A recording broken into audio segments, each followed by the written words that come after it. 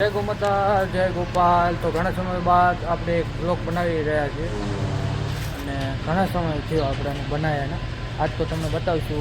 તો આપણે જુઓ તમે રૂક્ષ્મણી પણ વિયાણી છે અને સરસ મજાની એક વાસળી લઈને આવી છે. વાસળી તમને જુઓ તમે થોડીક ગળકણી આવી છે, માથું મોકલી સારી આવી છે, કાન તમને એવો જ દેખાશે કારણ કે આ નાનપણમાં આનો પણ કાન અત્યારે જુઓ તમે મોટા છે પણ નાનપણમાં આવા જ કાન હતા અને કાનનું પણ સારું થશે અને બુલ તમને બતાવશું કોનું રિઝલ્ટ છે. અને રૂક્ષ્મણી તમે બા ને બતાવું અંદર જઈ અત્યારે દહીં મિલ્ક કર્યું આપણે રૂપ જુઓ તમે ખાલી એનો. અને વાસળી સરસ મજાની વાસળી આવી છે. હાલા રૂક્ષ્મણી જુઓ તમે રતન. તો આનું નામ તમે કોમેન્ટ કરી નાખજો શું રાખવું આપણે. વાસળી તમે જોઈ શકો છો, માથું બહુ સારું મોકલી પણ બહુ સારી છે અને ખોળ હમણાં તમને મોકવું થોડોક આળવો છે એને ને લાબડું સોંપડવું પડશે, થોડોક આળવો છે બાકી હાવ હોજ પણ વાળી કારણ કે આપણે ધવરાઈ દઈએ એને. તમને ફોટો નાખી દઈશ એને મેં આપણે ધવરાવી કે આની માં પણ તમને બતાવીશ અને આનો બાપ પણ તમને બતાવીશ. આપણે ધવરાવી હતી અને મોટી થઈ છે. કેટલા વર્ષની થઈ હું તમને કહીશ કેટલા વર્ષની થઈ છે. ફોટો તમને બતાવીશ નાનપણનો કેવી લાગતી હતી નાનપણમાં એ પણ બતાવીશ. અત્યારે તમે રૂપ જોઈ શકો એને રૂપનો કટકો. અને વાસળી જુઓ, વાસળી માથું મોકલી બહુ સારી છે અને રેતે અત્યારથી આવું લાગે પણ રેતે મહિના 2 મહિના પછી રૂપ આવશે. કડીક અહીં ઊભી રહે, એક ફોટો પાડી લો તારો. આમ ઊભી રહે કડીક. માપા હે ઉભરો, માપા હે રૂક્ષ્મણી.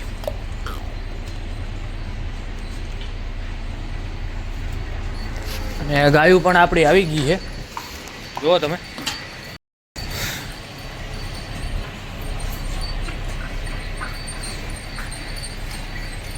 એકથી એક આવે છે. વાસળી આપણા વાય આવું છે ને હમણાં આપણે મિલ્ક કરતા હતા એને માન ધાવા નહોતી જતી પણ આપણી વાય આવતી હતી.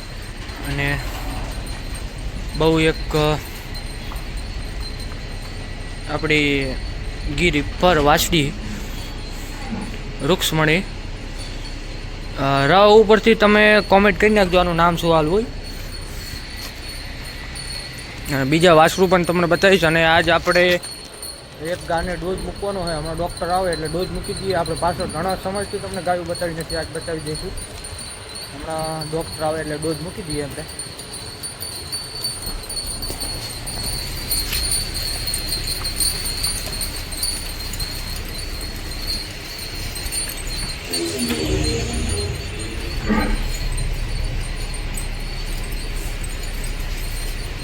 ઠંડી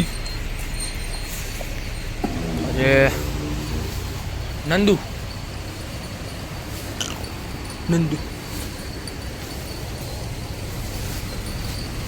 વાસતા બધા બેઠા હે. લખન નહીં બેઠો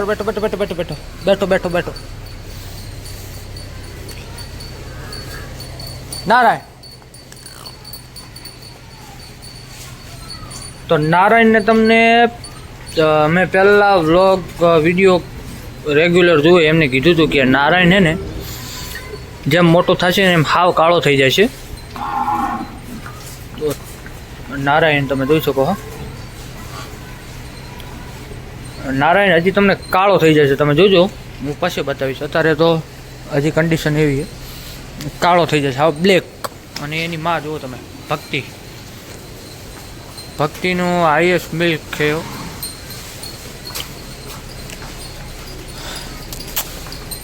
આ પણ આપણી જે સર્કલ છે એ પણ આપણે નહોતા વિયાઈ ગઈ છે.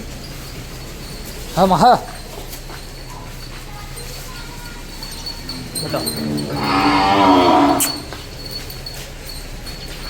અને આપણે ગોપી જુઓ તમે, ગોપી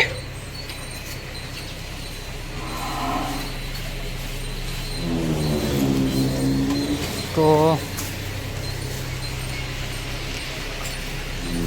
પૂરી પણ આપણી 7 થી 8 મહિનાની ગાભણી છે.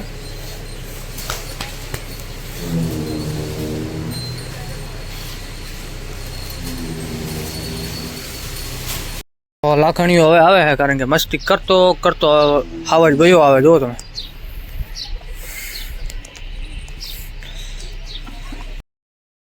દિવસો પછી આપણે આ ગાયું પાછળ આવ્યા.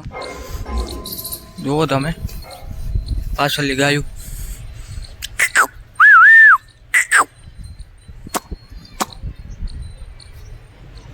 ઢોલ રી કુગડ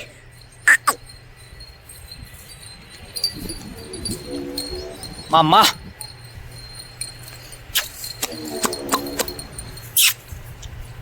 તો આપણે ઘણા સમય બાદ આવ્યા અને એક ડોઝ મૂકવાનો હતો, એ પણ આપણે મૂકી દીધો છે. એક ગાયને જે પાછી રિપીટ થઈ હતી અને ડોઝ મૂકી દીધો છે. એ કઈ ગાય છે હું તમને બતાવું. અને પછી આપણે અમુક ગાયો ચેક પણ કરી હતી. 1-2 ગાયો એ ગાભણી નીકળી છે. જોઈએ તો હવે કઈ ગાય હતી. અને આજ પાછી બીજી ગાય પણ કોઈ આવે કાલે, તો આને આપણે ડોઝ મૂક્યો છે. પાછી રિપીટ આવી, ડોઝ મૂકી દીધો છે.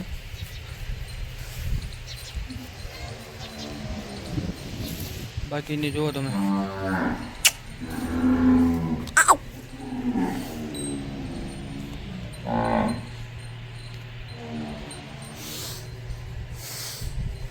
આને પણ હવે 10-15 દિવસ પછી આપણે ચેક કરશું કે ખાલી એક ગાભણી છે. અને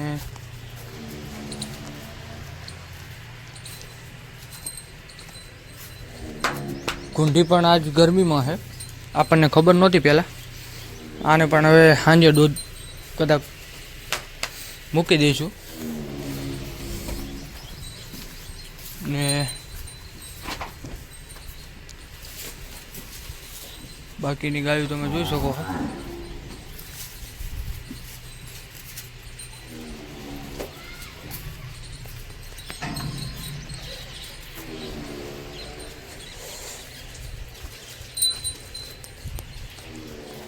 આ ગાય પણ ગરમીમાં છે. એમનું હવે સાંજે રાખશું આપણે.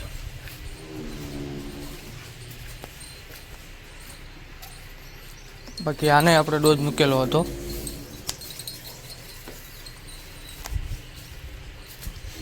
હવે રહી વાત ચેક કરવાની, તો ચેક કરશું આપણે. 1-2 ગાયો ચેક કરી હતી.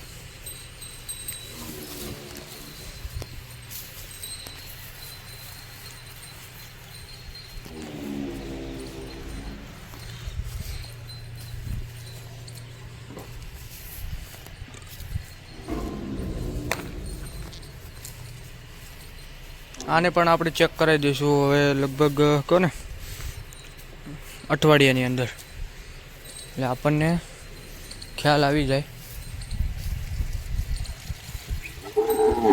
શિંગડા જુઓ તમે અડી રહે હેઠ. આ બાજુ આપણી સાઈડ જોઈએ એટલે શિંગડા ડાયરેક્ટ પેટે પટકાય છે. શિંગડા તમે જુઓ, આવા અત્યારે શિંગડા તો ઓછા જોવા મળે. તમે જુઓ છે ને.